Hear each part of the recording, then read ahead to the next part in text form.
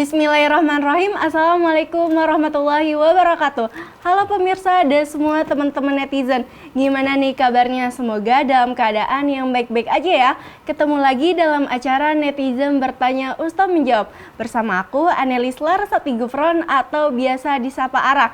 Nah tentunya aku nggak sendiri karena di sini sudah hadir Ustadz keren kita. Namanya Ustadz Nasrullah atau biasa disapa Ustadz Nas. Halo Ustadz, Assalamualaikum. Waalaikumsalam warahmatullahi wabarakatuh, Mbak Ara. Gimana nih kabarnya Ustadz? Alhamdulillah baik, Mbak Ara bagaimana? Alhamdulillah baik. Ustadz udah siap belum nih sharing ilmunya kepada pemirsa TV-mu? Insya Allah siap. Oke baik. Nah pemirsa disimak baik-baik ya karena kita bakal belajar dengan cara yang asik dan tentunya menyenangkan dengan mendengarkan video pertanyaan netizen yang sudah dikirimkan ke Instagram kita. Nah pemirsa jangan lupa untuk follow Instagram kita @netizenbertanya-tvmu. Nah kali ini kita mau bahas dengan tema mengenal sholat lebih dalam lagi nih Ustadz. Nah karena kemarin kita habis memperingati Isra Mi'raj yang diperintahkan sholat 5 waktu yang awalnya 50 kali ya Ustadz. Dan ini berarti penting banget nih sholat dan kita bakal bahas dan pemirsa TV-mu juga sudah mengirimkan video pertanyaan kepada kita. Langsung aja yuk kita simak berikut ini. Assalamualaikum warahmatullahi wabarakatuh. Perkenalkan saya Retno Lestari dari Depok. Di sini saya izin bertanya ya Pak Ustadz mengenai waktu sholat Jumat dan juga waktu sholat zuhur. Bagi laki-laki berkewajiban untuk melaksanakan sholat Jumat. Lalu bagi perempuan untuk melaksanakan sholat zuhur, apakah harus menunggu sholat Jumat selesai atau bisa berbarengan pada saat waktu sholat Jumat? Sekian pertanyaan dari saya Pak Ustadz. Terima kasih. Assalamualaikum warahmatullahi wabarakatuh. Itu dia video pertanyaan dari netizen Eno Ustadz. Dia menanyakan misalnya pada hari Jumat kan cowok itu pada sholat Jumat. Nah yang perempuan sholat zuhurnya boleh langsung atau harus nungguin orang-orang yang ihwan ini selesai Jumatan dulu Ustadz? Baik, terima kasih atas pertanyaannya. Bismillah, walhamdulillah, wassalatu wassalamu ala rasulillah. Baik, jika dikaitkan dengan pertanyaannya, berarti kan tadi posisinya yang bersangkutan misalkan atau siapapun itu perempuan mau sholat zuhur gitu di waktu zuhur ya, di waktu zuhur yang dimana di situ diselenggarakan jamaah begitu kan, imaman makmuman gitu. Jadi sehingga kemudian menimbulkan kondisi seperti yang ditanyakan kayak gitu ya. Pada prinsipnya untuk sholat Jumat yang banyak disepakati adalah yang diwajibkan tentu saja laki-laki gitu ya. Tetapi bukan berarti kemudian perempuan tidak boleh sholat Jumat kayak gitu. Hanya saja boleh tetapi tidak diwajibkan pada prinsipnya. Artinya dalam kondisi seperti itu di mana ada perempuan ya datang ke masjid niatnya mau sholat zuhur tapi pas bertepatan dengan hari Jumat dan sedang diselenggarakan sholat Jumat, jika memungkinkan ada ruangnya maka dipersilahkan untuk melakukan sholat Jumat bersama para laki-laki kayak gitu. Tetapi kan memang ada kasus di mana ketika Jumatan itu ruang atau tempat untuk perempuan itu dipakai untuk laki-laki juga semuanya kan, misalkan laki-laki di lantai pertama, perempuan di lantai kedua gitu. Nah nanti kalau Jumatan kedua lantai dipakai laki-laki gitu. Nah kalau kayak gitu tentu saja harus mencari tempat atau ruang yang kiranya yang bersangkutan bisa nyaman untuk melaksanakan sholat Jumat. Jika tidak ada maka mau tidak mau harus menunggu ya, menunggu bisa macam-macam, bisa di warung, bisa di kafe di depannya kayak gitu ya. Akan tetapi jika memungkinkan maka tidak masalah sholat Jumat bersama laki-laki, maka setelah itu yang sang perempuan tidak perlu melakukan sholat zuhur lagi gitu. Jadi cukup melakukan sholat Jumat dengan mendengarkan melaksanakan rukun-rukunnya termasuk khutbah. Mendengarkan khutbah itu bagian dari rukun Jumat. Maka ketika dapat rukun Jumat itu, ketika dapat mendengarkan khutbah kemudian melaksanakan sholat setelahnya, maka sudah sah Jumatnya gitu. Oke, jadi wanita itu sebenarnya nggak diwajibin ya sholat Jumat ya Ustadz, tapi boleh? Pada prinsipnya tidak diwajibkan dan tentu dibolehkan. Nah, itu kan bisa kita perhatikan kalau misalkan di Masjidil Haram, di Masjid Nabawi, itu kan ada musola nisa, ruang khusus sholat untuk perempuan ya. Tidak hanya Jumatan, tetapi pada sholat-sholat biasa, itu kan ada musola untuk perempuan gitu. Sebagaimana di Indonesia biasanya ada tempat sholat perempuan. Hanya saja mungkin karena keterbatasan ruang sholat perempuan itu, tempat sholat perempuan itu dipakai laki-laki juga ketika Jumatan karena membludak begitu ya, jadi nggak ada ruang, nggak ada tempat. Namun bedanya di Masjidil Haram dan Masjid Nabawi, ketika sholat Jumat itu ya tempat perempuan tetaplah tempat perempuan, nggak bisa laki-laki, nggak bisa kemudian dipakai untuk laki-laki. Jadi perempuan tetap bisa sholat di situ, termasuk ketika sholat Jumat maka bisa mengikuti sholat Jumat bersama laki-laki. Oke, baik Ustaz. Ustaz, aku pernah dengar katanya kalau udah sholat Jumat nggak sholat zuhur nggak apa-apa, itu bener gak sih Ustaz? Ya memang begitu hukumnya begitu. Memang begitu hukumnya, termasuk perempuan ketika sudah sholat Jumat maka tidak perlu sholat zuhur lagi, karena sebenarnya kan itu mengulang begitu. Jadi pengganti sholat zuhur di hari Jumat itu untuk laki-laki adalah ya sholat Jumat itu. Sebaliknya ketika seorang laki-laki tidak sholat Jumat maka dia harus sholat zuhur. Misalkan sedang safar, sedang sakit gitu kan, ya bukan berarti kemudian harus Jumatan sendiri ya, nggak bisa. Ya, siapa yang khutbahnya, siapa imamnya, siapa makmumnya. Nah, kemudian diganti dengan sholat zuhur. Gitu. Jadi kalau misalkan dalam perjalanan nih laki-laki boleh ya nggak sholat Jumat, boleh nggak sholat gantinya Jumat, sholat zuhur, jamak qashar, sholat zuhur. Gitu. Oke, baik, terima kasih Ustadz yang telah menjawab pertanyaan netizen. Nah pemirsa, kita jeda sejenak, kita akan segera kembali setelah jeda yang berikut ini. Jangan kemana-mana, tetap di Netizen Bertanya, Ustadz menjawab. Nah pemirsa, terima kasih masih bersama kami dalam acara Netizen Bertanya, Ustadz Menjawab. Masih dengan tema yang sama, yaitu tentang sholat. Nah masih ada nih video selanjutnya dari netizen, langsung aja yuk kita simak berikut ini. Assalamualaikum warahmatullahi wabarakatuh. Ustadz izin bertanya, kalau misalnya kita mau mengerjakan sholat berjamaah, misalnya sholat subuh, namun kita ingin mengerjakan sholat sunnah terlebih dahulu, karena kan sholat sunnah sebelum subuh lebih besar pahalanya, lebih baik dari dunia dan segala isinya. Namun ketika ingin mengerjakan sholat sunnah sudah iqomah, kira-kira boleh tidak Ustadz kalau kita mengerjakan sholat sunnah terlebih dahulu sehingga sholat subuhnya menjadi masbuk untuk mendapatkan pahala sholat sunnah sebelum subuh? Terima kasih Ustadz. Wassalamualaikum warahmatullahi wabarakatuh. Itu dia video pertanyaan dari netizen Salma. Ustadz, dia menanyakan mau sholat subuh berjamaah, tapi mau sholat qobliyah dulu nih, tapi imamnya udah iqomah. Apakah boleh kita sholat sunnah dulu, abis itu sholatnya masbuk, itu boleh nggak sih Ustadz? Baik, terima kasih atas pertanyaannya, sangat menarik ya. Artinya kan yang ditanyakan itu tentang kaifiat atau cara sholat qobliyah subuh gitu ya, atau dalam hadis biasanya disebut dengan sholat fajar gitu ya. Fajar. Karena kita tahu bahwa keutamaan sholat fajar ini lebih baik daripada dunia dan seisinya ya. Raqatul fajri khairun minad dunya wa ma fiha. Nah, karena memang saking spesialnya sholat qobliyah subuh itu atau sholat fajar ini, maka kemudian sangat dianjurkan untuk dilakukan, dan dia termasuk dari sholat sunnah rawatib gitu ya, sholat sunnah yang mengiringi sholat wajib yang 5 itu kayak gitu.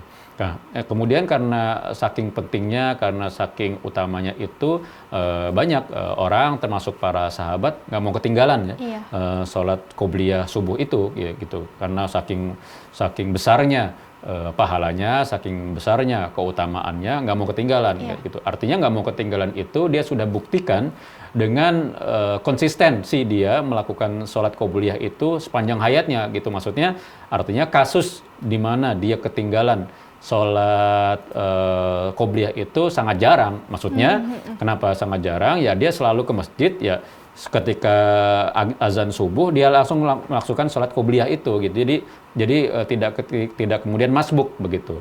Jadi dia selalu menemukan waktu, mengatur waktu bagaimana bisa melakukan sholat qobliyah pada waktunya gitu ya.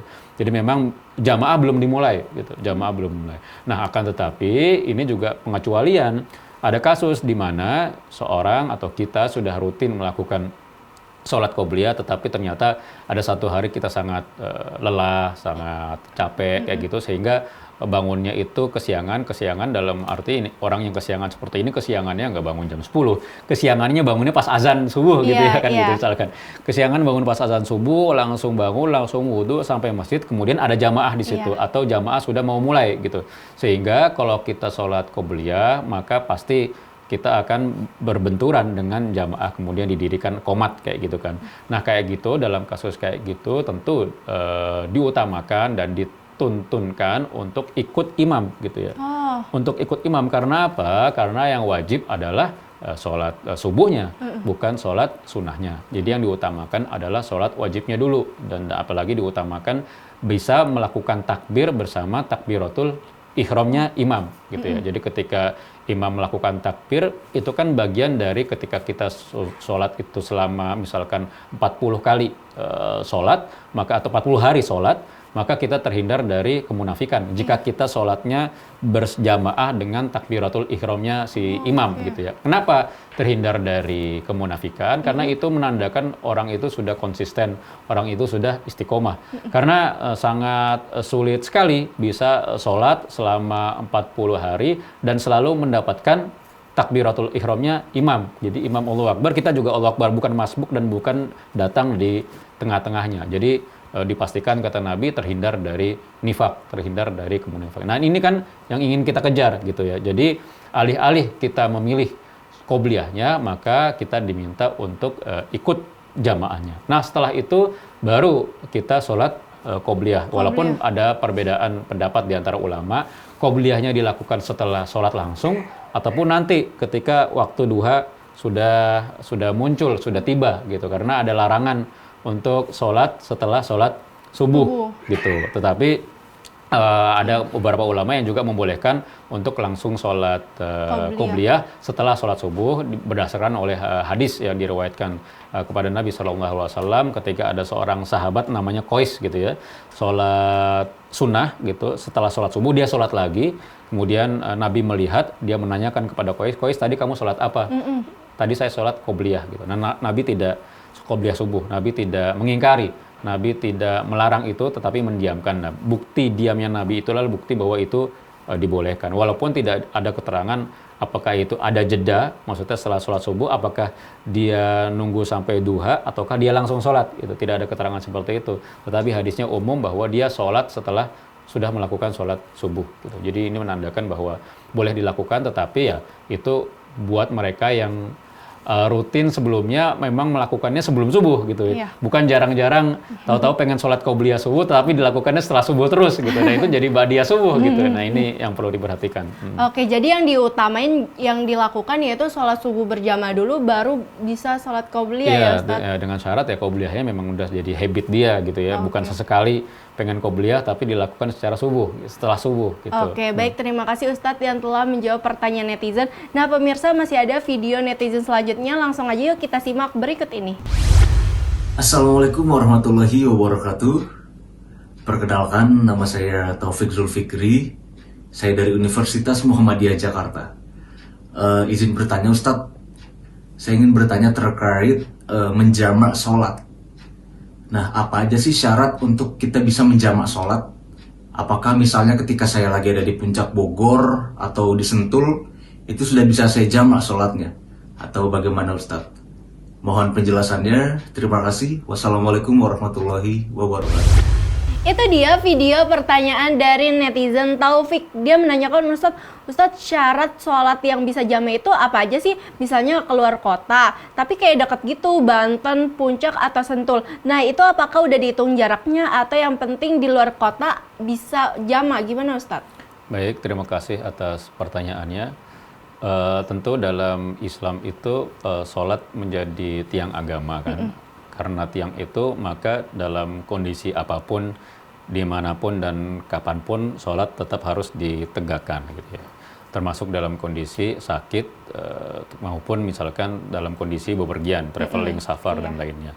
Nah karenanya ada konsep yang sudah disampaikan, ada konsep jamak di mana menggabungkan dua sholat dalam satu waktu. Ya. Tetapi kita juga jangan lupa ada konsep qashar, yang mana memendekkan ya rakaat sholat yang awalnya 4 menjadi 2 dan bukan yang 3 menjadi 1,5 gitu ya. Jadi yang dipotong itu yang 4 aja menjadi 2. Nah, yang ditanyakan Maghrib kan bisa ya, Ustadz? apa? Maghrib nggak bisa. Maghrib nggak bisa jadinya gitu. Atau yang 2 jadi 1, yang subuh udah 2 mau dikosor lagi jadi 1. Nah, itu tidak bisa. Nah, yang ditanyakan jamak ya, tetapi sebenarnya mungkin ada kaitannya dengan qashar juga. Jamak sebenarnya berbeda dengan qashar ya kan. Jamak tadi menggabungkan, qashar itu memotong sholat ya dari 4 jadi 2. Kalau yang ditanya jamak, maka jamak itu sebenarnya tidak ada syarat khusus sebenarnya.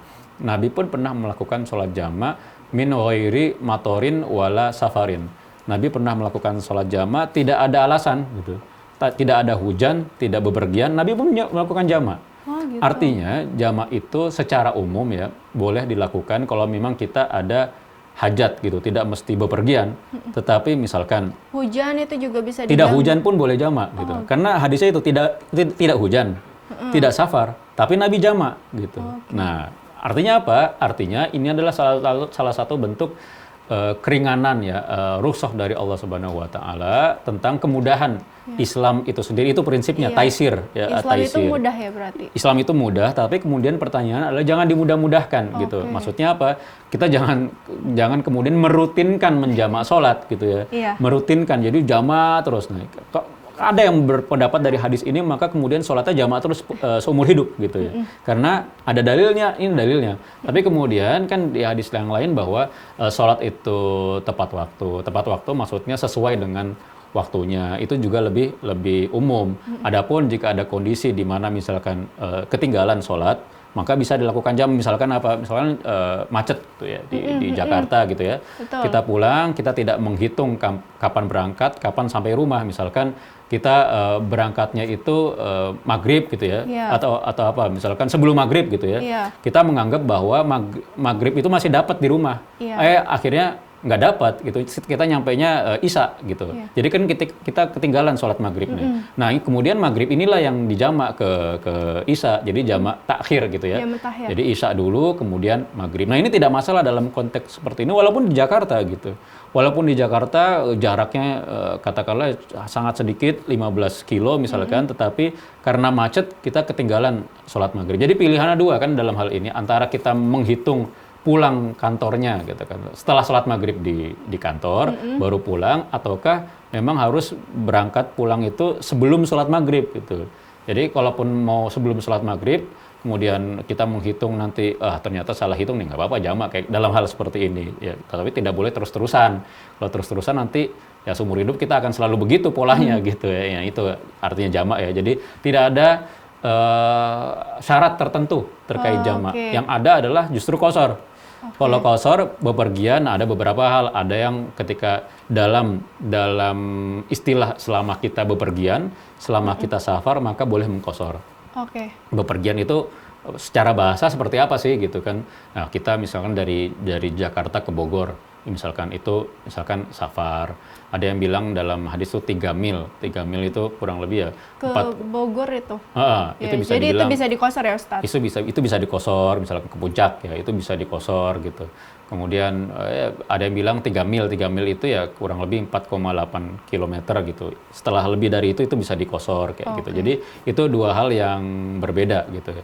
Ada ketika safarnya orang boleh mengqashar sholat itu kan bilangnya safar. Nah safar itu tandanya apa? Ada masyaqqah, ada kesulitan. Nah ternyata ada perbedaan nih. Dulu kan memang safar itu ada kesulitan, orang berpergian itu pasti capek gitu kan, karena naik unta, perjalanan, haus segala macam. Sekarang bagaimana orang berpergian dari Jakarta ke Jogja tetapi tidak merasa capek, padahal jaraknya jauh, ya naik pesawat gitu kan, itu kan nyantai gitu. Nah tetapi kan itu tetap namanya safar, bepergian, jadi tetap boleh dilakukan walaupun tidak merasa sulit, tidak merasa capek. Nah kayak gitu. Jadi selama ada kata-kata bepergian, traveling, ya itu juga masuk dalam kata-kata masuk dalam kategori boleh qashar sholat. Oke, baik, terima kasih Ustadz yang telah menjawab pertanyaan netizen. Nah pemirsa, kita jeda sejenak, kita akan segera kembali setelah jeda yang berikut ini. Jangan kemana-mana, tetap di Netizen Bertanya Ustadz Menjawab. Nah pemirsa, terima kasih masih bersama kami dalam acara Netizen Bertanya Ustadz Menjawab. Masih dengan tema yang sama tentang sholat. Nah pemirsa, masih ada nih video dari netizen, langsung aja yuk kita simak berikut ini. Assalamualaikum warahmatullahi wabarakatuh. Perkenalkan, nama saya Febri Amirullah dari Universitas Muhammadiyah Jakarta. Izin bertanya Ustadz. Ustadz, setelah selesai sholat, sebaiknya kita zikir terlebih dahulu atau doa sesuai hajat kita terlebih dahulu? Terus, kalau kita baiknya salaman sama yang di samping kiri kita dan di kanan kita atau nggak usah ya Ustadz? Gimana pandangan Ustadz? Itu dia video pertanyaan dari netizen Febri Amarullah. Dia menanyakan, Ustadz, setelah selesai sholat sebaiknya kita zikir dulu atau doa nih Ustadz? Terus kita baiknya salaman samping kiri atau nggak usah ya Ustadz? Baik, terima kasih. Berarti ada dua hal ya, tadi yang zikir atau doa dulu, yang kedua salaman. Oke.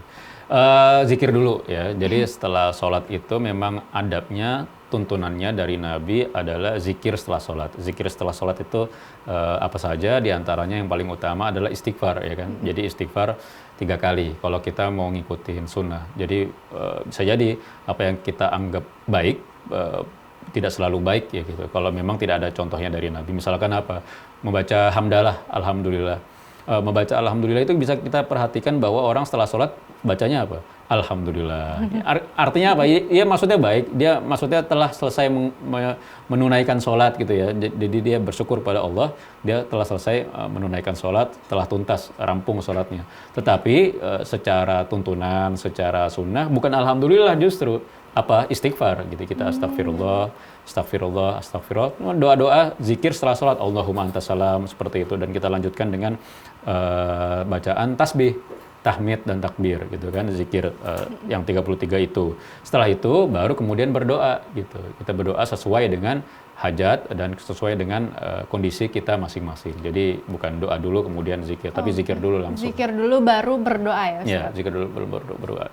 Kemudian terkait salaman, memang salaman ini babnya adalah bab muamalah, bagaimana kita disunahkan ketika berjumpa pada satu tempat sesama muslim untuk saling bertegur sapa, saling bersalaman, karena di situ ada misalkan menggugurkan melimpahkan keberkahan, menggugurkan dosa satu sama lain. Disitulah simatul muslim. Jadi misalkan keindahan ya seorang muslim itu saling bertegur sapa. Nah ini perintah yang umum gitu ya, sunnah yang umum. Tetapi ketika selesai sholat itu tidak mesti dan tidak harus, bahkan salamannya kalau kita udah ketemu sebelum sholat misalkan kan biasanya azan, nah, kita masuk masjid ketemu orang nih, salaman kan, nah, udah cukup salamannya gitu. Jadi kan pas abis sholat gak perlu salaman lagi. Gak usah salaman lagi ya, artinya salamannya bisa kapan-kapan, maksudnya setelah berdiri, tidak menjadikan rutinitas salaman itu menjadi kewajiban setelah sholat. Kalau kita mewajibkan itu menjadi masuk apa yang dikatakan orang bid'ah itu gitu. Kalau kita meyakini itu bahwa itu adalah bentuk ibadah yang harus dilakukan ketika sholat gitu. Jadi ngiranya abis sholat salaman itu disunahkan gitu. Jadi nah bukan itu ya, jangan sampai mengira seperti itu. Kalau itu bagian dari sekedar muamalah, bertegur sapa, yaitu bisa jadi tidak masalah, tetapi amannya tidak meyakini bahwa itu bagian dari ibadah, itu bagian dari bagaimana kita bermuamalah satu sama lain. Kecuali nanti ada juga momen di mana kita mungkin membahayakan, misalnya nggak salaman dikiranya kita orang sombong atau apa gitu kan. Nah itu ya tidak masalah dalam hal itu kalau kita meyakini bahwa itu bagian dari muamalah gitu, karena ada zurufnya, ada alasannya, tidak menjadikan itu sebagai suatu amalan gitu. Oke, baik, terima kasih Ustadz. Nah, pemirsa TVmu masih ada nih video terakhir dari pertanyaan netizen, langsung aja yuk kita simak berikut ini. Assalamualaikum warahmatullahi wabarakatuh. Perkenalkan, nama saya Dina Kamalia, saya dari Jakarta Barat. Izin bertanya Ustadz, kalau kita ini sudah rajin sholat, tapi kok hidup kita masih gini-gini aja, atau masih sering melakukan kehilafan serta keburukan. Nah ini apakah sholat kita tuh yang nggak benar begitu Ustadz? Karena kok masih banyak ya kita sering melakukan kesalahan serta kehilafan. Itu saja pertanyaan dari saya dan terima kasih atas jawabannya. Wassalamualaikum warahmatullahi wabarakatuh. Itu dia video pertanyaan dari netizen Dina Kamalia Ustadz. Dia menanyakan kalau kita udah rajin sholat tapi hidupnya masih gitu-gitu aja atau masih melakukan keburukan atau kehilapan. Itu apakah sholatnya gak benar atau tidak memberikan manfaat dalam hidupnya atau masih banyak melakukan keburukan Ustadz? Baik, terima kasih atas pertanyaannya, sangat menarik ya. Artinya ini terkait dengan tabiat manusia diciptakan pada umumnya gitu ya, termasuk iman gitu kan. Iman itu kata Nabi yazid wa yangkus, bertambah dan berkurang. Ya. Jadi memang sudah kodratnya manusia yang namanya ada khilaf, ada salah, naik turun. Ya. Bahkan Nabi sekalipun yang sholat terus, yang maksum, ya ada turunnya gitu, ada khilafnya, nggak selalu ningkat terus gitu kan gitu. Nah ini perlu kita yakini secara baik-baik bahwa yang namanya manusia itu tempat salahnya dan lupa gitu kan. Dan manusia itu dinamakan insan dalam bahasa Arab, sumiyal insanu insanan likathroti nisyanihi. Jadi manusia dinamakan insan itu karena saking banyak lupanya gitu ya. Nah hanya saja bagaimana kita bisa mengatur kealpaan ini, kelupaan ini, kekhilafan ini. Nah, diantaranya adalah tentu saja bertaubat ya, bertaubat untuk taubat yang nasuh, yang ada rasa penyesalan. Sudah nyesal kembali lagi, nah itu ridho Allah aja gitu. Yang penting awalnya kita nyesal dan nggak niat balik lagi gitu. Termasuk dengan urusannya dengan sholat. Jadi memang sholat itu tanha anil fakhsya iwal mungkar gitu. Sholat sholat itu mencegah kepada hal-hal yang keji dan mungkar dan yang buruk. Ya. Bukan berarti kemudian kita ini rajin sholat, tapi kemudian kita jatuh kepada kealpaan, kekhilafan, sholat kita juga tidak baik, bukan berarti linear seperti itu. Itu memang kodratnya manusia. Tetapi sebaik-baiknya orang yang bersalah, sebaik-baiknya orang yang alpa, yang luput adalah orang yang bertaubat. Gitu. Jadi agama itu tidak menampik kesalahan, tidak menampik kealpaan, selalu ada usaha atau langkah untuk menuju perbaikan. Tetapi memang ada baiknya kita di awal itu perbaiki dulu, kita muhasabah gitu, sholat kita seperti apa. Kalau sholat kita sudah rutin, sudah tepat waktu, sudah khusyuk, sudah tadarru, sudah tumakninah, maka kita kemudian bisa melihat aspek yang lain. Karena aspek tidak hanya dari internal, tetapi juga dari eksternal gitu kan, yang bisa merubah seseorang. Apakah merubah dorongan itu bisa keburukan ataupun kebaikan gitu kan. Internalnya sudah oke gitu sebenarnya. Oh saya sholat kayaknya rutin-rutin aja, sedekah sering-sering gitu. Jadi kenapa seperti ini? Ya, bisa jadi circle kita, kawan kita, jadi lingkungan kita kayak gitu. Nah ini yang perlu kita pertanyakan. Jadi semuanya kita perlu cross check gitu ya. Jadi yang pertama bisa jadi orang sholat tetap STMJ itu sholat terus maksiat jalan, ada berbagai macam, terutama lingkungan gitu kan. Ya sholatnya itu bentuk keyakinan bahwa dia seorang muslim dan dia merasa ada setitik yang seburuk-buruknya pendosa, dia tetap bisa meyakini sholat gitu ya. Dia tetap bisa sholat, dia merasa kalau dia nggak sholat ya dia berdosa, tapi dia melakukan dosa yang lain gitu ya. Tetapi soal sholat dia sangat takut dan dia tidak mau meninggalkan. Tetapi dosa yang lain tetap dilakukan. Nah artinya ini perlu dilihat kualitas sholatnya mungkin ya. Kuantitasnya sudah terjaga misalkan. Sudah sholat 5 waktu gitu. Tetapi kualitasnya misalkan sholatnya apakah penuh dengan penghayatan, penuh dengan tadarruk, karena sejatinya sholat itu huwat doa. Jadi sholat itu hiyat doa. Artinya sholat ya berdoa. Dan kita tanamkan maknanya misalkan dalam doa iftitah, inna sholati wa nusuki wa mahyaya wa mamati lillahi rabbil alamin. Jadi sesungguhnya sholatku, ibadahku, hidupku dan matiku karena Allah Subhanahu wa Ta'ala. Nah, kalau kita benar-benar menghayati bacaan sholat kita, insya Allah hal-hal seperti tadi terhindar. Jadi kita sholat, tapi misalkan PSK misalkan, dia sholat kan, tapi dia juga melaksanakan pekerjaannya sebagai PSK. Nah ini juga perlu dipertimbangkan, di muhasabah. Oke, baik Ustadz. Boleh Ustadz kasih pesan kepada pemirsamu tentang tema kita kali ini Ustadz? Baik, terima kasih pemirsa TV-mu yang dimuliakan Allah Subhanahu wa Ta'ala. Sebagaimana kita ketahui, sholat adalah bagian dari rukun Islam, adalah tanda bagaimana keberislaman kita itu diminta untuk dikukuhkan, diminta untuk selalu istiqomah, diantaranya adalah sholat dan juga rukun-rukun Islam yang lain. Tetapi sholat adalah bagian bagaimana agama itu didirikan. Dia adalah tiang agama itu sendiri, karenanya berbagai macam konsep dalam Islam, semuanya tidak ada yang bisa membolehkan untuk tidak sholat. Semuanya mewajibkan kita sholat, meskipun dengan berbagai macam cara, dengan rukhsah, dengan keringanan. Artinya agama mengajarkan kita bahwa sholat itu tetap diwajibkan, sholat itu tetap dituntutkan untuk para hambanya dalam kondisi apapun, meskipun dalam sisi lain agama juga memudahkan hambanya untuk melakukan sholat dengan berbagai macam cara, termasuk dengan sebagaimana kita sudah bahas, yaitu konsep jamak dan konsep qasar. Oke, baik, terima kasih Ustadz yang udah sharing ilmunya kepada pemirsa Bu. Dan pemirsa, terima kasih telah menyaksikan Netizen Bertanya Ustadz Menjawab dari awal sampai akhir. Dan aku Anelis Larasati Gufron dan Ustadz Nasrullah dan seluruh kerabat yang bertugas undur diri. Syukron semua. Assalamualaikum warahmatullahi wabarakatuh.